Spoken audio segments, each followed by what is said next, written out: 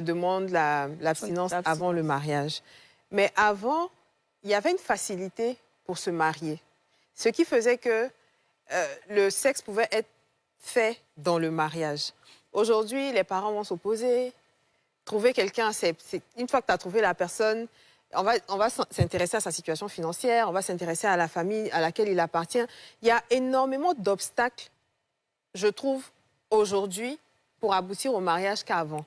Donc, puisque les gens ne peuvent pas lutter contre leur pulsion et qu'il y a tellement d'obstacles, un jeune, par exemple, qui se débrouille, qui a 30 ans, qui n'a pas une situation financière hyper stable, ne peut pas se marier, malheureusement. Parce que quand il va aller voir la fille, on va dire, mais qu'est-ce qu'il fait? Qu'est-ce qu'il peut te donner comme argent?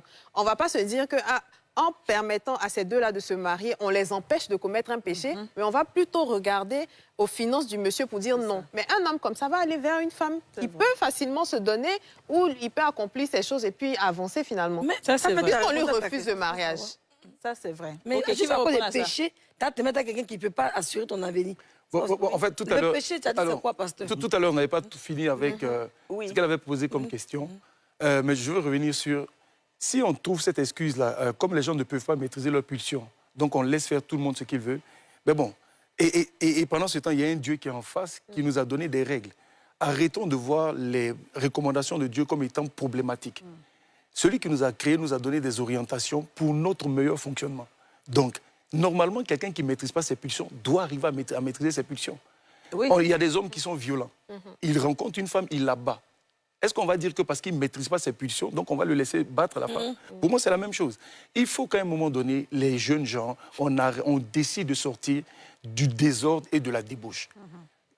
Depuis combien d'années, je vois mon père spirituel, l'apôtre Mohamed Sanogo, mais c'est ça ses prédications, que le cœur des hommes revienne à Dieu. Parce que nous, on croit profondément que c'est ça la solution pour qu'on puisse en sortir. Donc ne suivons pas les pulsions. Il y a des gens... La dernière fois, j'ai dit que j'ai été fidèle à ma femme. Je dis ça tout le temps, mais ça choque beaucoup de gens. Les amis, j'ai autour de moi plein de gens qui vivent dans la sainteté. Moi, mon pasteur Mohamed, c'est un de mes modèles. Pasteur Alain Dey, j'ai des gens comme ça qui, en fait, je n'ai fait que les copier et les suivre. Et je me suis retrouvé dans un environnement où des gens craignent Dieu, on a suivi. Donc, ne suivons pas nos pulsions.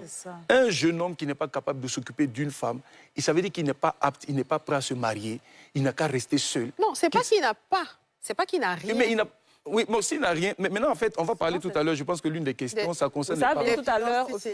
On pourra parler des finances. C'est ça. Voilà. Mais maintenant, tu avais dit un truc... Elle avait dit qu'il y a une femme qui vient dans le mariage. Vous avez dit, elle a déjà fait école, tout ce que vous avez dit là. On est sanctifié, on a fait. C'est une réalité. Maintenant, elle rentre, c'est ce que beaucoup de gens se posent comme question. Elle rentre dans le mariage le jour de la nuit où ils doivent avoir des rapports. Le monsieur découvre le corps de la femme. La femme aussi découvre le corps de l'homme.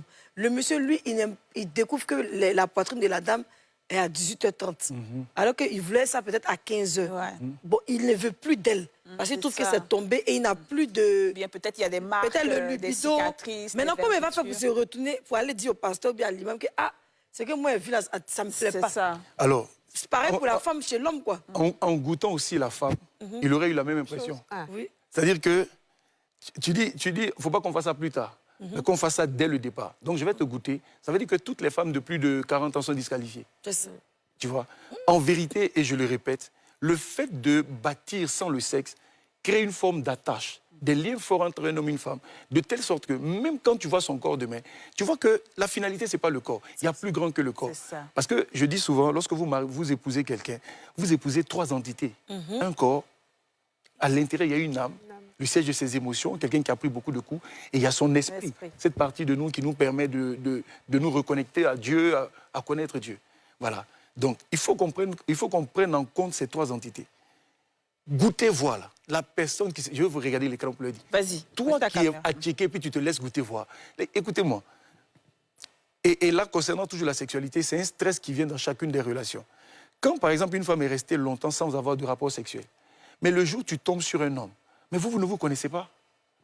L'homme qui vient de te goûter, là, c'est pas possible que ce jour-là, vous arriviez tous au 7e ciel. C'est pas possible. C'est la la sexualité est quelque chose qui se construit dans le temps. C'est vrai. C'est parce